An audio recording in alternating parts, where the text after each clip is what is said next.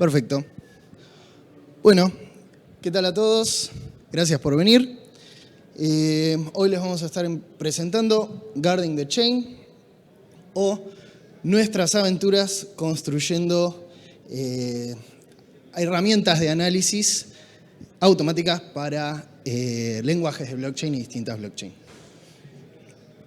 Entonces, ¿qué vamos a ver hoy? Básicamente, hoy vamos a ver, bueno, primero una breve introducción a lo que es análisis automático de software. Vamos a ver algunas cuestiones de análisis estático, análisis dinámico, para los que no lo sepan. Básicamente la teoría de fondo de todo lo que hicimos. Después vamos a ver vamos a hacer un tour de todas las herramientas que fuimos construyendo a lo largo del año para distintas blockchains en distintos contextos. Van a ver que hay todo un arreglo de cosas distintas, lenguajes distintos, dominios distintos, etc.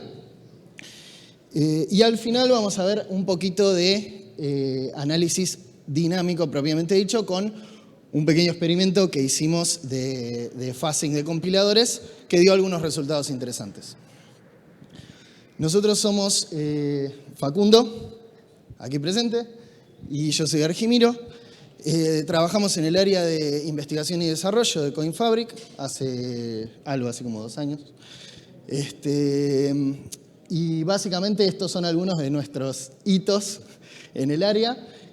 Varios de estos vamos a hablarles hoy. Y algunas otras cosas que hemos hecho ya no a nivel de lenguajes de blockchain, sino a nivel de protocolo, con trabajo sobre el protocolo de Algorand, simuladores, modelado, varias cosas. Bueno, Facundo. Hola.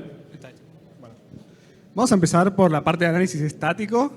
¿Qué tan familiarizados están con análisis estático de código? Si alguien sabe de lo que hablo, levante la mano. Ok, casi la mitad. Está bien. Pasa.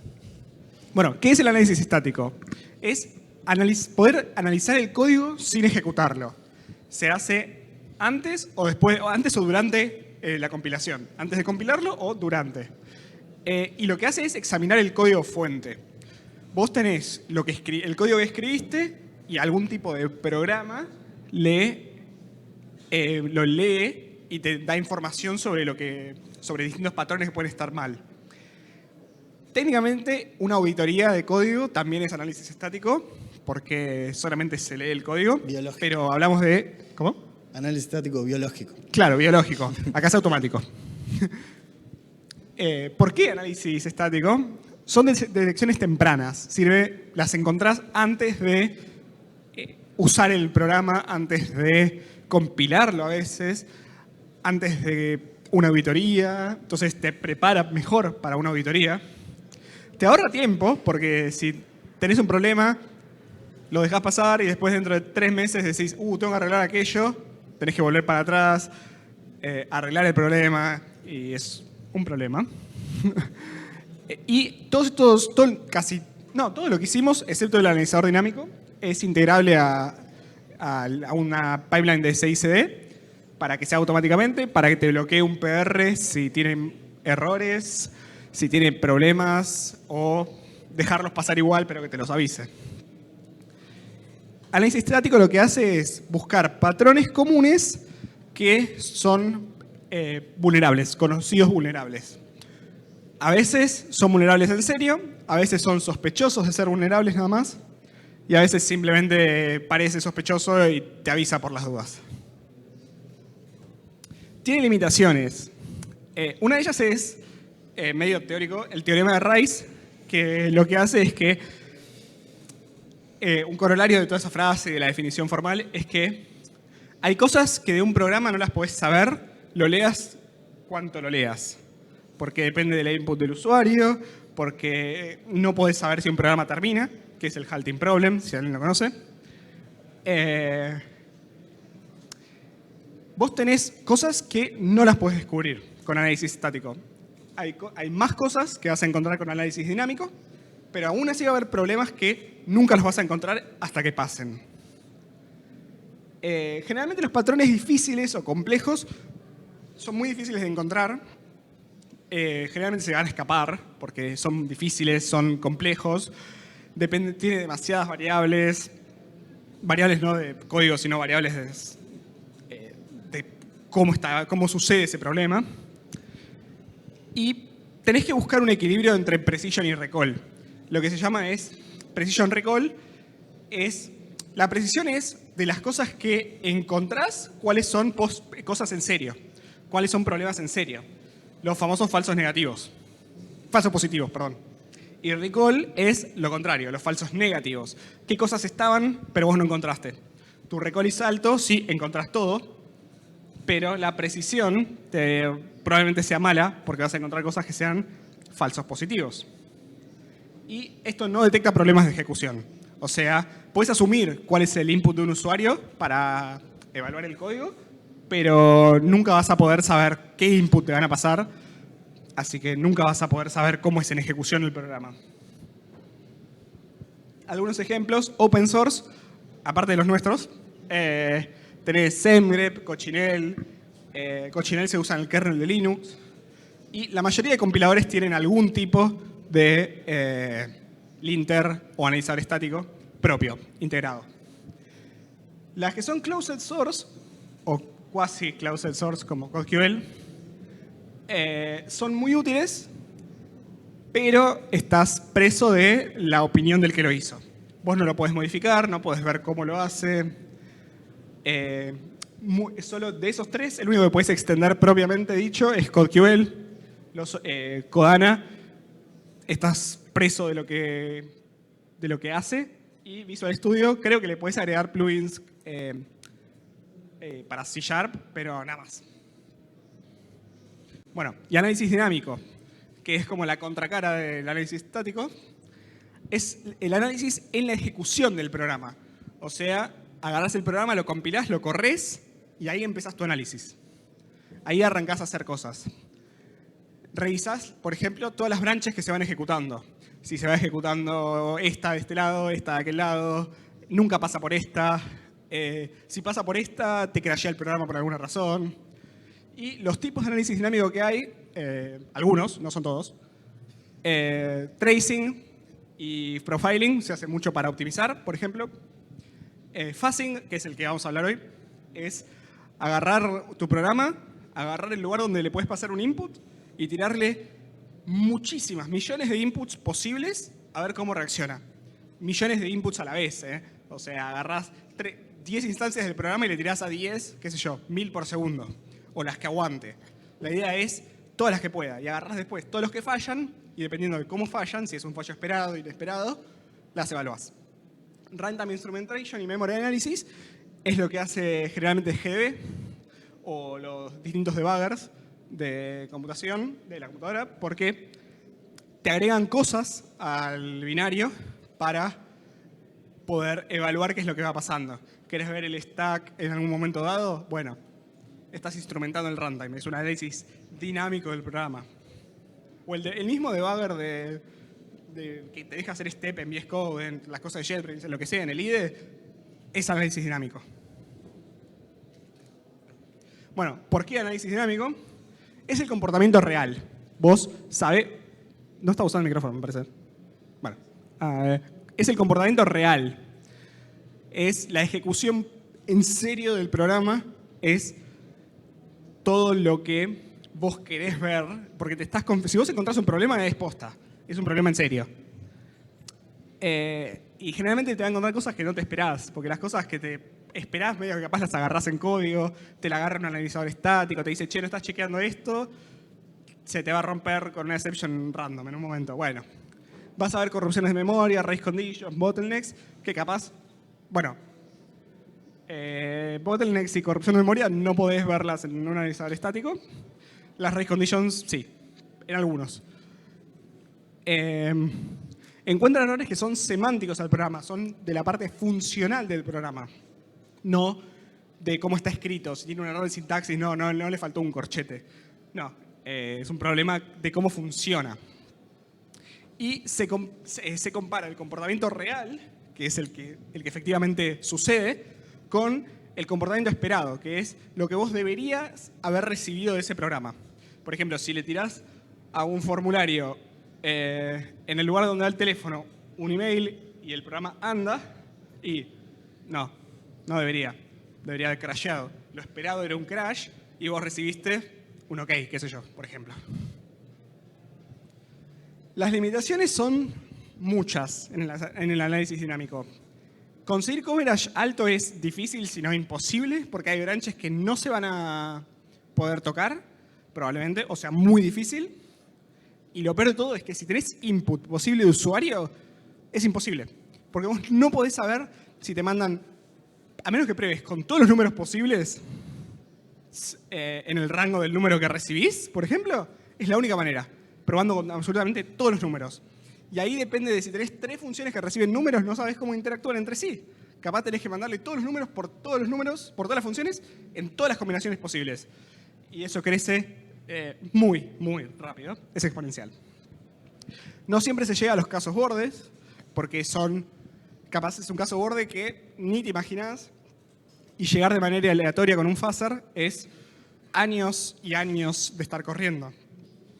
Y depende completamente de la calidad de tu corpus de fuzzing, que es como de dónde va tomando para empezar a mutar los inputs, o de tus casos de test, de las cosas que vos le vas a mandar a probar. Porque si le pedís 10 veces lo mismo y las 10 veces te tiró OK, no hiciste 10 tests, hiciste 1. Y ahí es un problema. Y necesita un entorno no trivial dedicado para esto. Vos necesitas poder levantar tu programa en un entorno, ejecutarle las funciones. Por ejemplo, en el caso de un contrato, capaz necesitas levantar un nodo. Necesitas levantar un nodo con todos los contratos que necesitas. Necesitas levantar, no sé, N wallets para empezar a interactuar. Necesitas poderle darle plata a todas. Entonces capaz tenés algo que te fondea las cuentas. Capaz necesitar un exchange, un swap, adentro de tu nodo de prueba para probar más cosas. Y se vuelve un problema muy rápido. Tiene mucho overhead en runtime porque tenés que levantar el nodo y el nodo pesa, cosa que consume recursos de la computadora que también va a estar intentando mandar transacciones. Entonces, es peor. Es un quilombo hacer esto, pero es muy útil. Porque, aunque necesites mucho tiempo para hacer fuzzing, te va a encontrar los errores que son más graves. Hay un fuzzer muy bueno, no sé tan conocido, pero sí muy bueno, en Ethereum, que se llama ETFuzz, que puede estar corriendo por horas, días, semanas, y te va a encontrar un error de que te pueden robar la plata haciendo flash loan y llamando a 25 contratos separados al tuyo. Pero lo va a encontrar. Pero te va a tardar semanas. Es increíble lo que se puede llegar a conseguir. Y nunca vas a saber si encontraste todos los problemas. Porque nunca vas a poder probar todos los inputs posibles y todas las combinaciones posibles porque no te da el tiempo del universo para probarlo. Así que hay que elegir bien los casos. Bueno, nuestras implementaciones, creo que la primera, sí. Vas vos, ¿no? No, arranco yo. Bien. Bueno, una aclaración, todas las implementaciones que van a ver, todas las tools son de código abierto, están disponibles, van a ver los QRs de cada una y si no, se acercan y me piden el repo, están todas en el repo de CoinFabric públicas. Sí. Es más, creo que el fuzzer no está público porque lo subí hoy, porque no lo teníamos subido en GitHub, así que si no, ahora lo pongo público, no pasa nada. Bueno, Scout es como la tool más grande que hicimos. Su objetivo en realidad es las blockchains del estilo de Polkadot, Stellar, todas las que son basadas en Rust. ¿Qué pasa?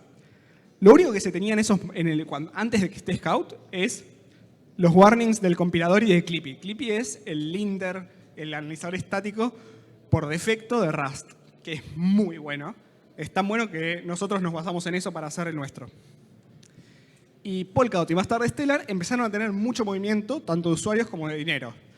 Y donde hay usuarios y dinero, hay hackers. Entonces, si haces contratos malos, te la van a poner. Bien. ¿Cómo nos acercamos a hacer esta tool? Clippy, como decía, es el analizador estático que tiene Rust, ¿no? Es muy bueno y es muy extendible. Vos podés agarrar, borrar los links que tiene y hacer los tuyos. Y funciona. Esa fue la primera versión que hubo usando Dylint, que es en realidad como un framework que te deja hacer eso, pero dinámicamente es mucho más fácil de usar. Pero más complicado si lo querés hacer crecer mucho. Pero para lo que necesitábamos estaba bien Dylint. Entonces usamos eso. ¿Qué hicimos? Agarramos un grupo de contratos de cada blockchain. Dijimos, bueno, ¿qué vulnerabilidades tienen? ¿Qué vulnerabilidades comunes? ¿Cómo le robaron a los últimos 20? ¿Cuáles fueron los 20 hacks que robaron más guita? Bueno, de esos 20, estos 10 problemas, ¿podemos encontrar un patrón que sirva para detectarlo? Sí. En general, sí. El flow para hacerlo sería programar el detector, entender la vulnerabilidad, programar el detector, probarlo contra la vulnerabilidad real. Y eso lo puse en las otras no va a estar, pero eso va para todas. Ese es el workflow que tiene todo lo que hacemos.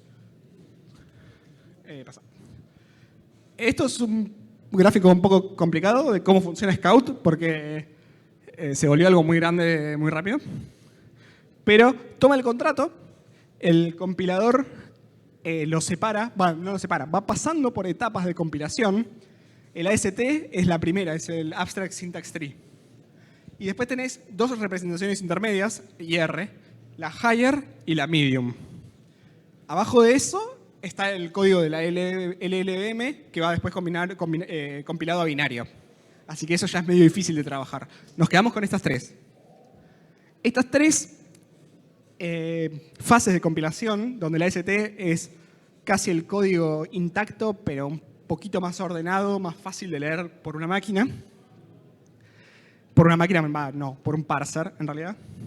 El HIR ya tiene cosas más complicadas, resuelve tipos, resuelve lifetimes, son todas cosas que... lifetimes no, eso es medio complicado para resolver ahí. Pero resuelve muchas más cosas y tenés más información, pero perdés información de la AST. Por ejemplo, perdés el formato donde lo escribiste. Tenés el orden capaz de esto viene antes que esto, pero perdés parte de la información, parte de la definición. ¿Lo definió un usuario? ¿Lo definió el compilador? Ya ahí no lo sabés. Y el MIR es algo mucho más complicado que casi define las posiciones de memoria de cada variable, cada función y te da como la posibilidad de poder hacer, la memoria que estaba acá, pasó acá, pasó acá, pasó acá y acá no debería haber llegado, está mal. El input del usuario llegó a transferir infinito, qué sé yo, eso está mal. Entonces, esas cosas se pueden chequear mejor ahí. Pasan por Dylint, que en realidad no hace nada personalmente, sino que los redirecciona a los detectores, que son tres tipos. Los de Early Lints, que trabajan sobre el AST. Trabajan sobre el AST y son puramente sintácticos y casi siempre es de uso de una función que lo deberías haber usado ahí, un panic cuando la blockchain no puede soportar un panic bien, cosas de ese estilo. Los late lints tienen cosas más complicadas, como problemas de autorización, problemas de orden de operaciones, cosas de ese estilo. Y los late lints con tainting son lo que se llama el data flow. Vos querés saber una variable que capaz empezó como argumento de una función pública, o sea, la podés recibir de parte de un usuario. No querés que te llegue a modificar el mapping de los balances, porque si no le cambia el balance de todos a 0 y el de suyo a infinito. No. Entonces, esas cosas que capaz son más complejas, tenés que ir rebotando, bueno, el input del usuario está manchado acá, piénsenlo como manchado, o sea, mancho acá. Entonces después sigue caminando y sigue manchando porque estaba manchado. Como tenía los pies manchados, sigue caminando, llegó a un lugar que debería estar limpio, bueno, ahí avisas. Y después todo eso lo junta y lo saca por un output. En principio era solamente la CLI como el compilador de Rust. Después lo fuimos mejorando para que sea más fácil de leer para gente no técnica, PMs, gente que está interesada, tipo inversores, para la auditoría, cosas de ese estilo, que son HTML dinámico y la extensión de VS Code, que sirve para que te las marque en rayitas, en rayitas rojas. Che, acá, ojo, y le pones el mouse arriba y te explica. Las otras, Sarif es una compliance para las advisories de GitHub. En GitHub, en la ventana de seguridad, vos podés reportar una vulnerabilidad si vino de un archivo Sarif. Y JSON es por si la querés pasar a otra tool. Y también es la principal para hacer todas las demás, porque es más cómodo trabajar sobre un JSON. Bueno, esto es un ejemplo de un contrato. Bien, está perfecto. Es un ejemplo es específico de Inc. Inc es el lenguaje de Polkadot. ¿Qué pasa en esta función? No se ve el problema a simple vista, pero esta función lo que hace es delegar. Justo abajo del let hay un delegate. Delegate lo que hace es ejecutar otro contrato en mi entorno, con mi storage, con mi almacenamiento, con mis variables guardadas. Generalmente eso no tiene ningún problema. El problema es que arriba, en lo que se llama PubStruct delegate call, que es el storage del contrato, tenés un mapping. Y los mappings son punteros en Inc. Las claves son la dirección de memoria y el valor es dónde está. Es horrible. Es feo y tiene un montón de problemas. Porque dónde está guardada la base del mapping depende de cómo lo compilaste. Depende del nombre del contrato, principalmente. Depende de la hora. Y depende de cuántas funciones hay en el contrato. Entonces, si cuando vos llamás al otro contrato, le delegás la llamada al otro contrato, y el otro contrato no tiene el mismo nombre, probablemente, no lo compilaste a la misma hora, no tiene la misma cantidad de funciones, va a estar en cualquier lado. Va a encontrar, no lo va a encontrar, va a intentar, entre comillas, desreferenciar el account ID para buscar un balance y va a encontrar basura en la memoria, si es que encuentra algo. Esto, Scout lo encuentra.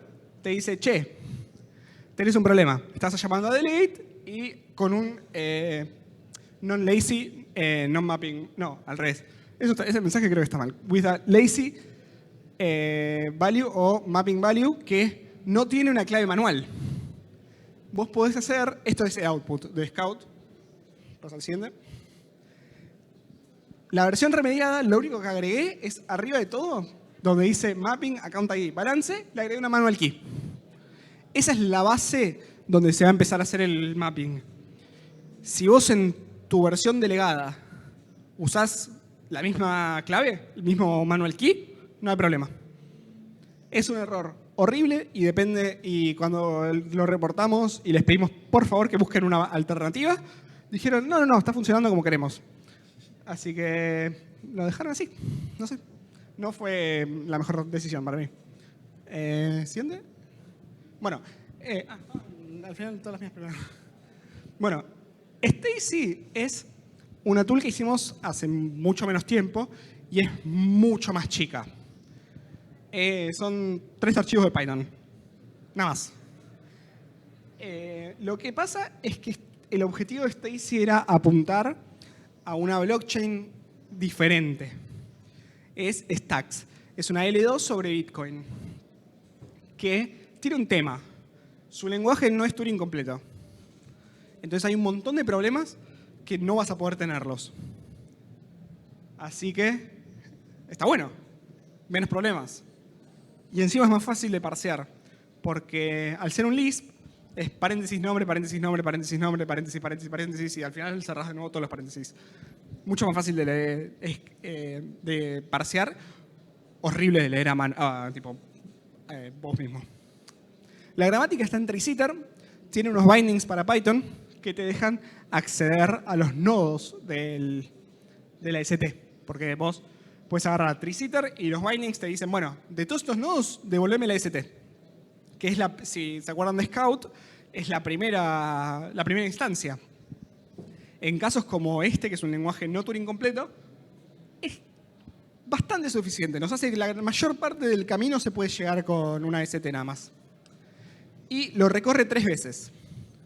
La primera vez generalmente hace una lectura, se guarda cosas, dice, che, tengo que, en la siguiente pasada ya tengo información sobre qué es lo que pasa acá. En la segunda pasada confirma esas cosas, entre comillas, se chequea otras condicionales, porque capaz necesitas saber qué pasa en la última función primero, para algo que está en la primera. En la primera, como se guarda información de todas las funciones, en la segunda dice, che, ¿cómo interactúo con todo eso?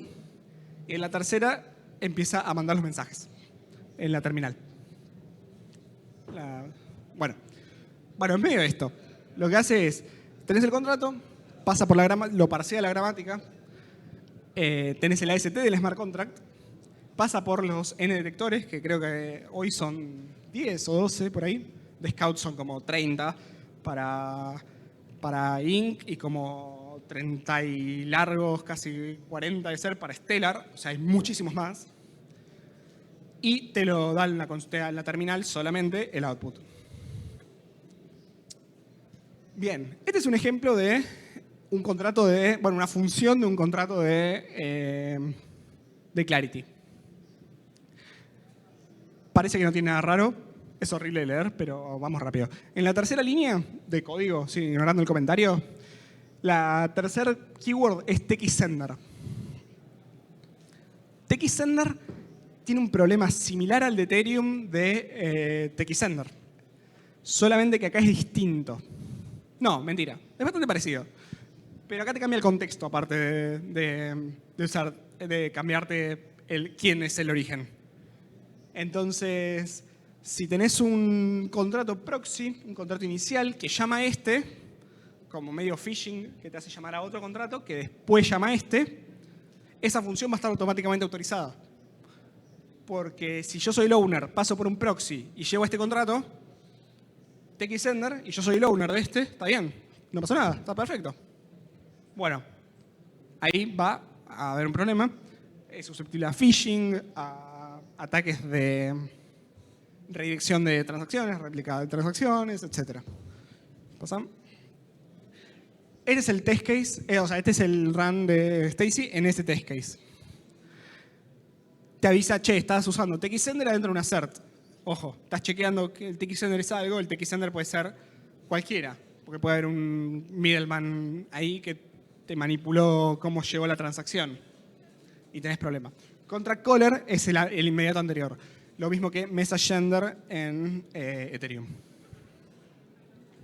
El remediado es simplemente cambiar TXSender por contract caller, casi todas las veces es suficiente, así que hay algunos casos donde te tenés que quedar el TXSender y tenés que hacer algunos chequeos de cuánta gente te llamó antes, etcétera, etcétera.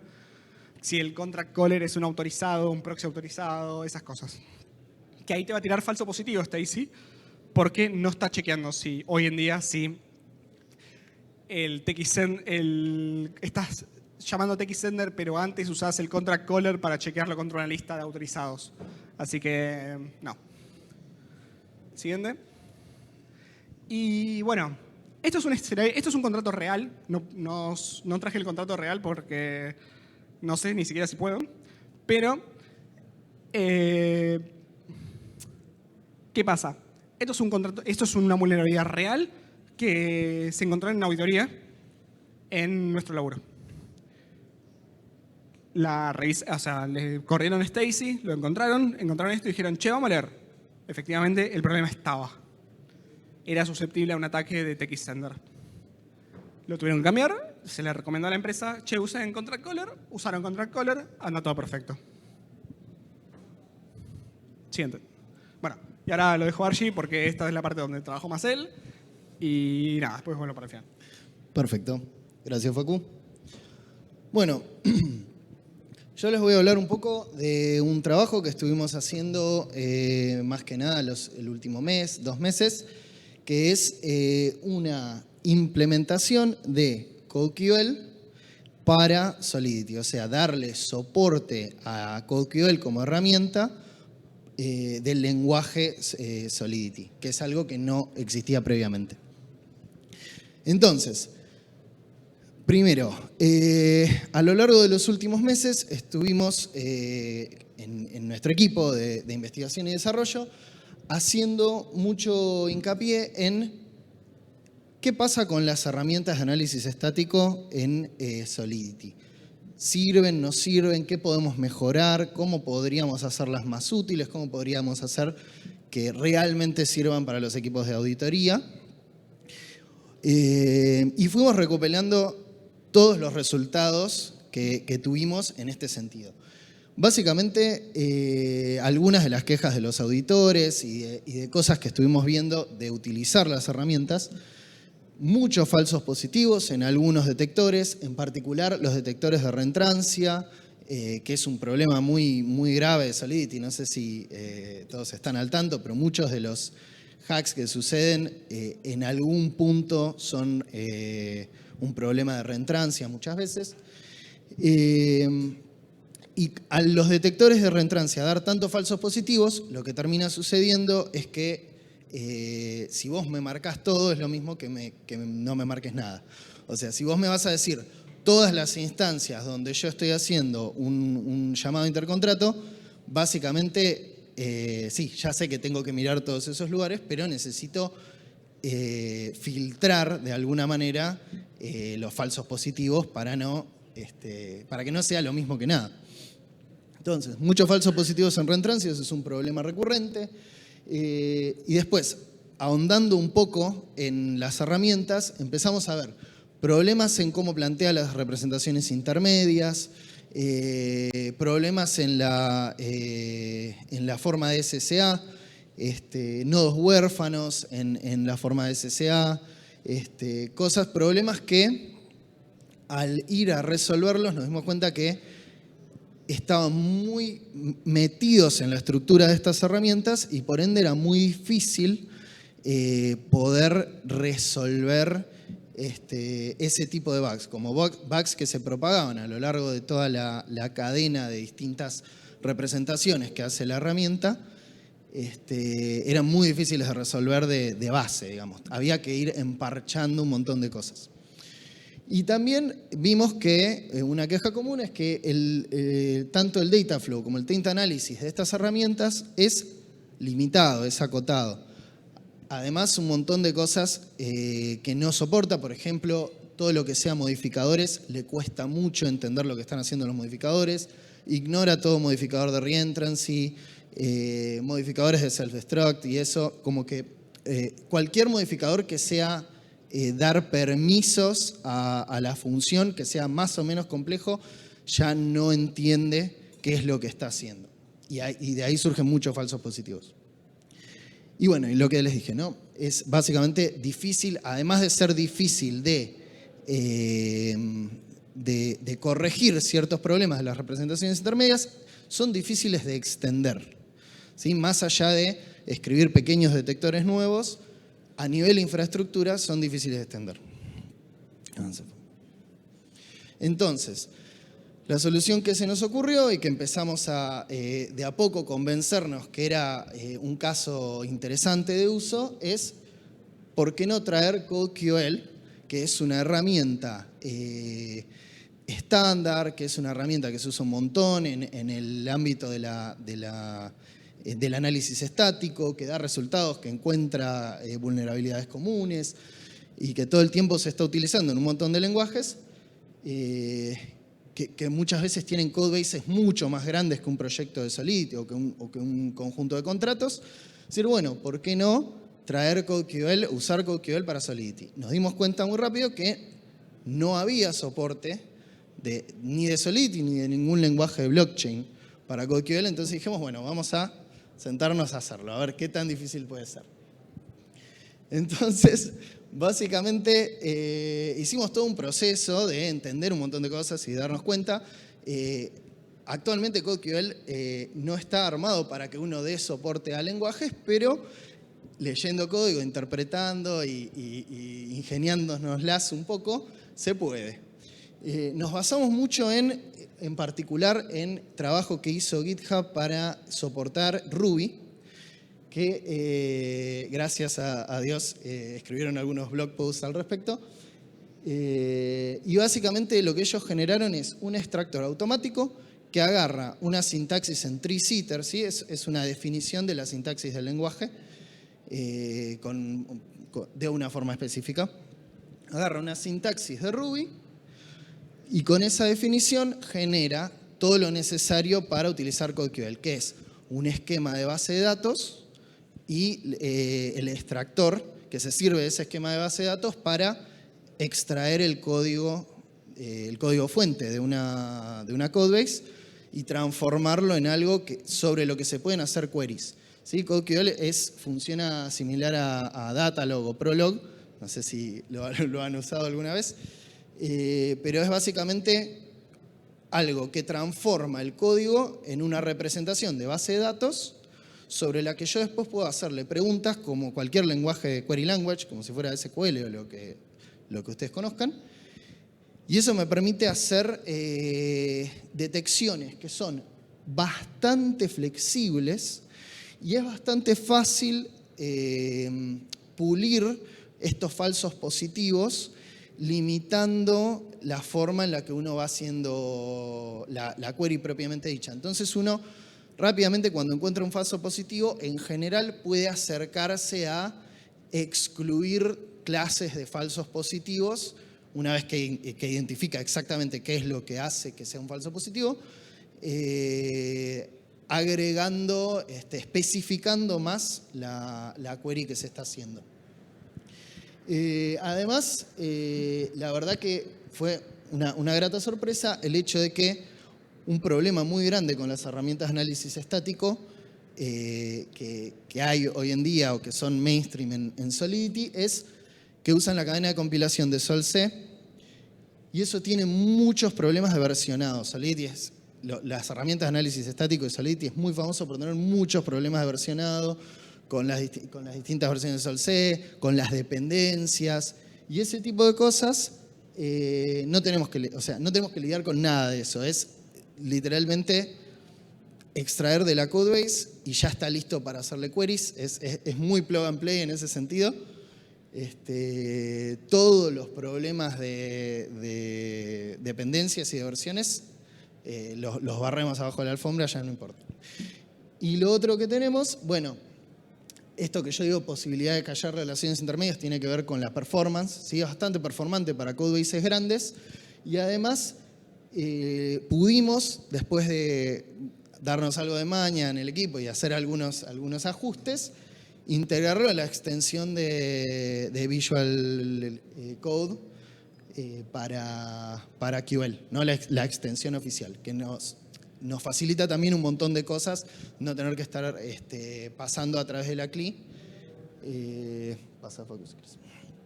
Entonces, bueno, es un diagrama muy sencillo de la infraestructura, de cómo funciona. Si vinieron a la charla de CodeQL de ayer, van a ver que esta parte es básicamente lo mismo. Son capas de cosas capas de abstracción que hay que ir implementando, ¿sí?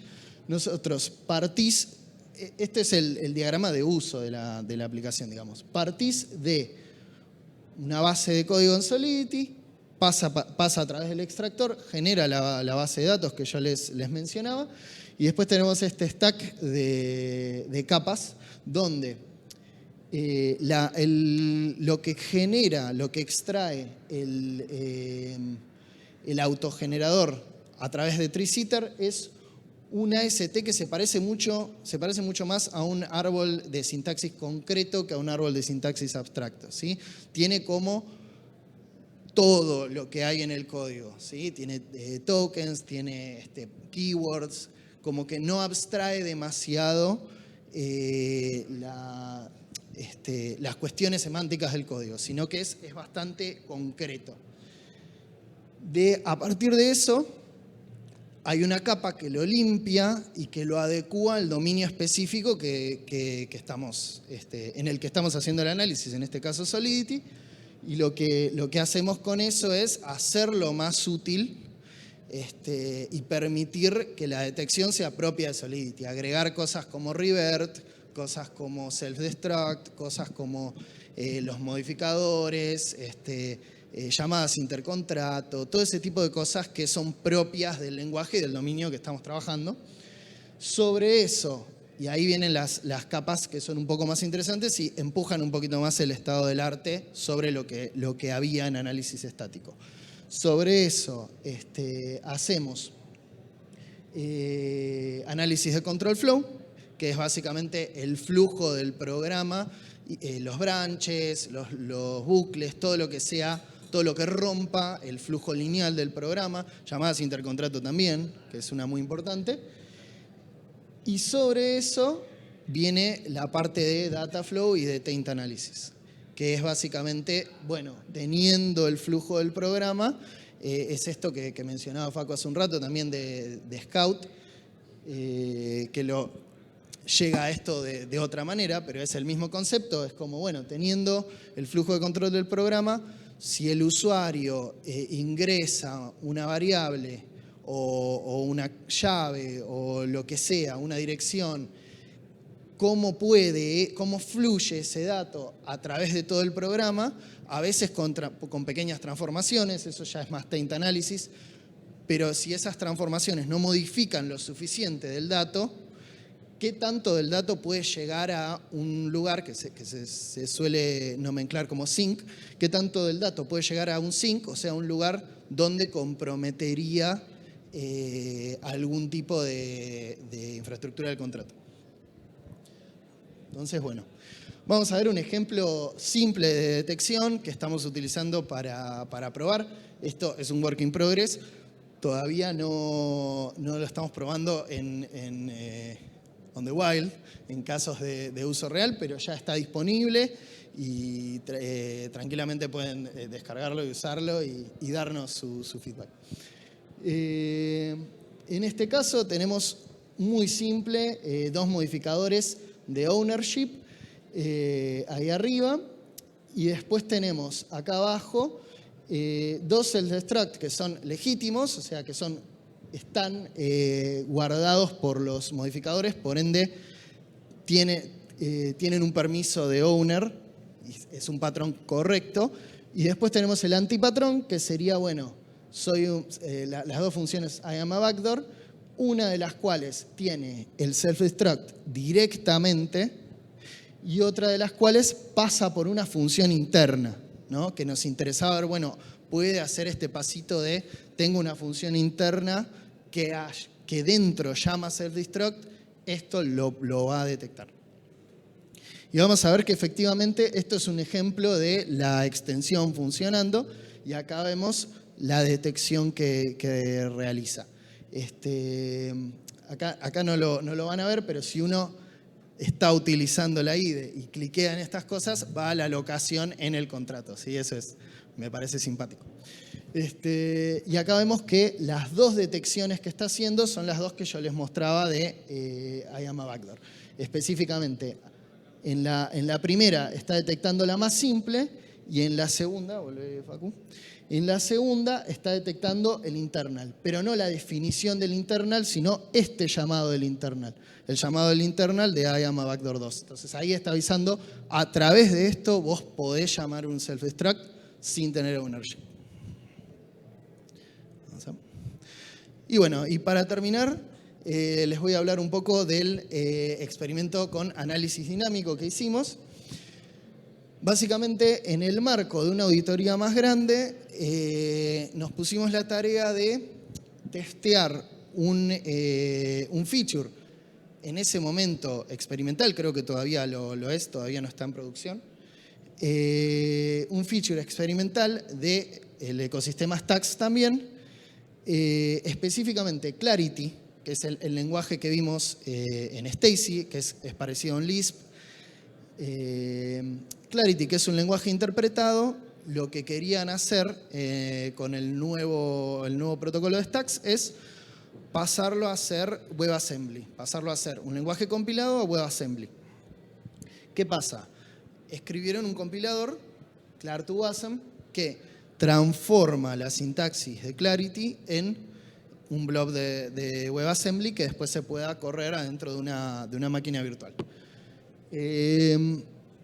Lo que sucede acá es que primero, teníamos una ventana de tiempo muy acotada, o sea, esto lo hicimos en semanas, o sea, tuvimos que trabajar bastante rápido.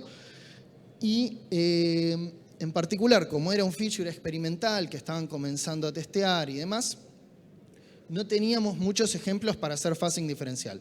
Normalmente cuando se phasea compiladores o ese tipo de programas que tienen un input muy estructurado, se suele hacer lo que se llama phasing de mutación y el testeo es diferencial. O sea, se mutan el input que es súper estructurado, sufre mutaciones aleatorias y después se compara mutaciones aleatorias que no modifiquen la semántica del programa. Por ejemplo, agregar un if false, ¿no? Agregar branches que no van a entrar nunca.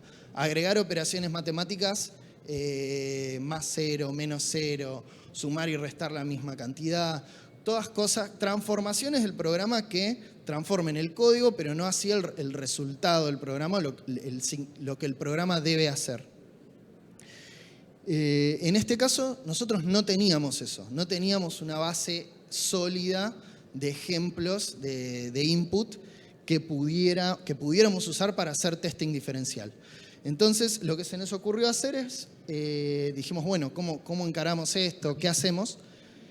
Y agarramos lo que se llama phasing semántico, que ahí hay un paper espectacular, CEST, vayan a leerlo.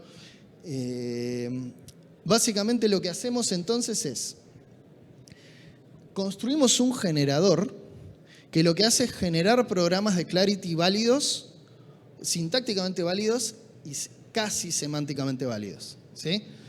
No necesariamente todos los programas tienen que ser válidos, pero tienen que estar muy cerca de ser válidos.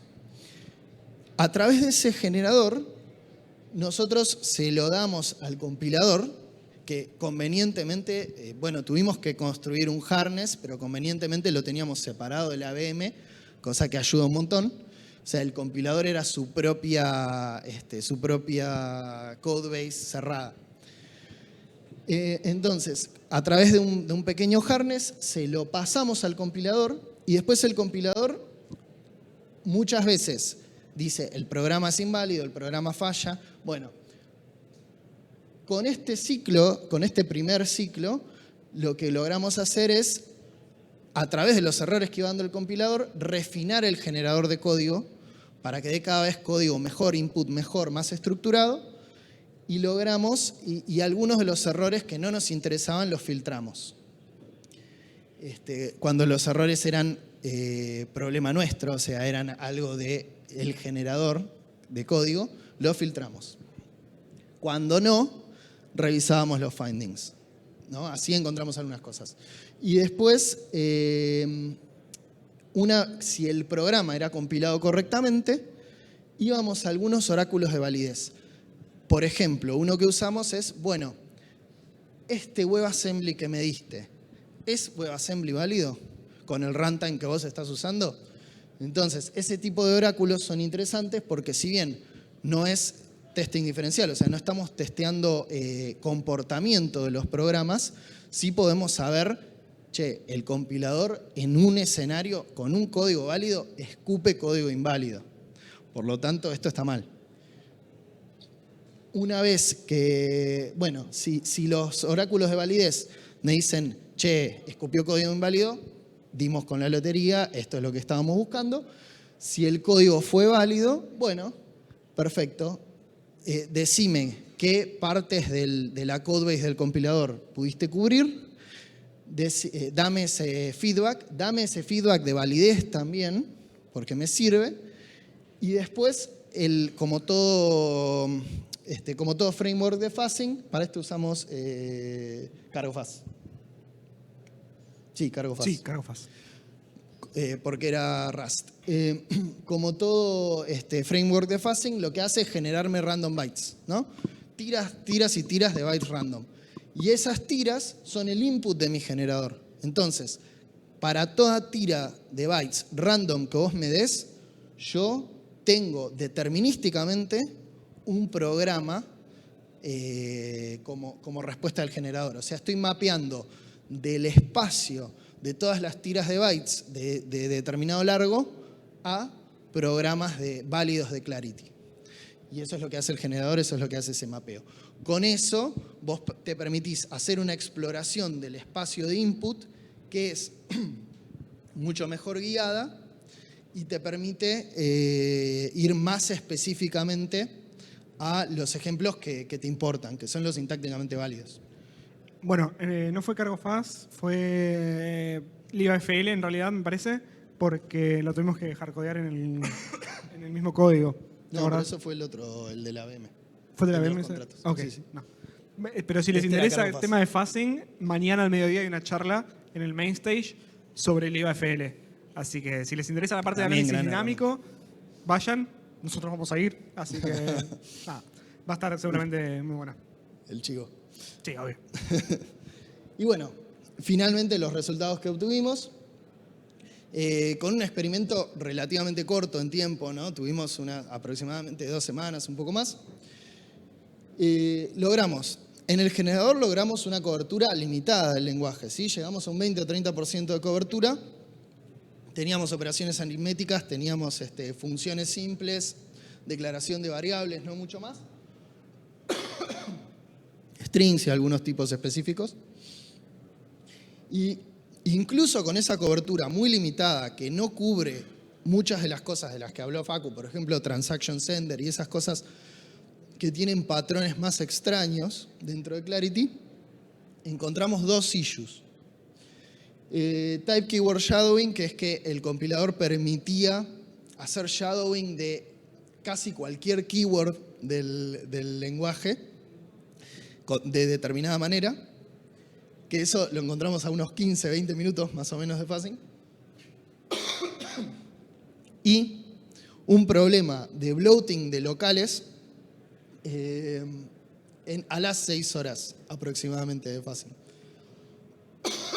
Que era básicamente que cualquier instrucción basura, cualquier instrucción que no tuviera impacto real en el código, igual generaba alocación de variables. Yo podía hacer operaciones matemáticas en el aire que no tuvieran ningún tipo de asignación en ninguna parte del código y eso igual me generaba locals en el WebAssembly resultante y me generaba si uno hacía eso muchas veces, empezaba a generar un bloating enorme del WebAssembly.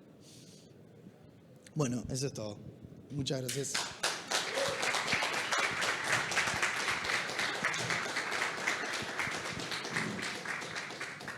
Bueno, si alguien tiene alguna pregunta, cualquier tipo de pregunta, ¿no? Bueno, igual cualquier cosa nos pueden o encontrar acá o después mandar algún mail o lo que sea de lo que les interese. Y nada, eso. Vamos.